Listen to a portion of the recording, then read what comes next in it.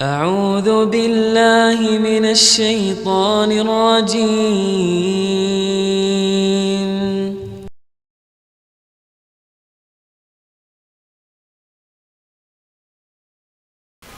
کچھ ساتیں ایسی ہیں، کچھ لمحے ایسے ہیں، ان کو خیال رکھا کریں، ان کو سنبھال کے چلا کریں. فجر کے بعد کی دعا مانگ لیں، یہ دعا یاد کر لیں. اللہم اغفر لی ولوالدی وللمؤمنین والمؤمنات والمسلمین والمسلمات. اس ساتھ کو مانگ لیں، اللہ سے منوا لیں، اور اس ساتھ میں دل کی گہرائیوں میں لفظ پڑھ لیں. اور لفظ پڑھ کے ہاتھ اٹھانا ضروری نہیں ہے، بس اندر کی کیفیت کے ساتھ یہ 25 یا 27 بار پڑھ لیں. کیونکہ ان ساتوں فجر کے بعد کچھ لمحے بیٹھ کے اللہ کا ذکر کرنا، اللہ کی عظمت اور بڑائی مطلوب ہے جو کتابوں میں آتی ہے.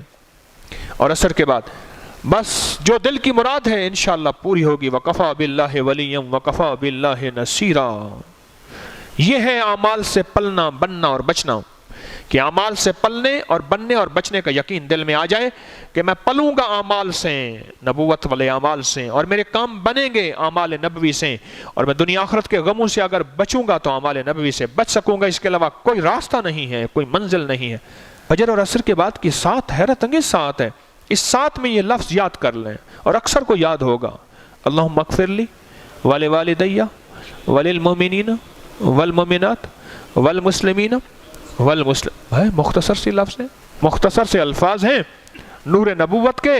اللہم اغفر لی ولوالدی وللمؤمنین والمؤمنات والمسلمین والمسلمات.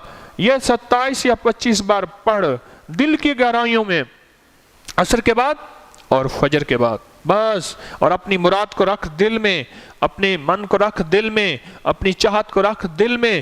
دعا کا لمحہ مل جائے، دعا بھی ہاتھ اٹھا کے دعا بھی مانگ سکتا ہے.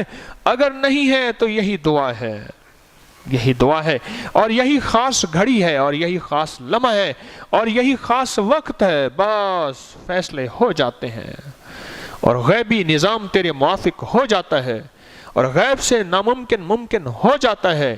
کیوں؟ لفظ قبولیت والے اور اوقات قبولیت والے. لفظ بھی قبولیت والے اور لمحے بھی قبولیت والے، اوقات بھی، ساعتیں بھی قبولیت والی ہیں. یہ وہ ساعتیں ہیں جو ساعتیں ہیں، سعادت مند ساعتیں ہیں. ان ساعتوں میں رزق بھی ملتا ہے، صحت بھی ملتی ہے، عزت بھی ملتی ہے، برکت بھی ملتی ہے، شان و شوکت بھی ملتی ہے. ساعتوں کو تلاش کریں، کون سی برکت والی ساعتیں ہیں، کون سے برکت والے بول ہیں، کون سے برکت والے لمحے ہیں، کون سے برکت والے الفاظ ہیں، اور کون سے برکت والی آنکھیں ہیں جو مجھے لگ جائیں، کون سے برکت والے ہاتھ ہیں جو مجھے چھو جائیں. کون سی چیزیں ایسی ہیں جن کا تعلق ہماری برکت کے ساتھ اللہ نے غیب سے رکھا ہوا ہے. ان لمحوں کو تلاش کریں. مومن متلاشی ہوتا ہے، مومن غافل نہیں ہوتا. مومن تاجر ہوتا ہے، پر ان لمحوں کو بہت زیادہ دیکھ بھال کے چلتا ہے.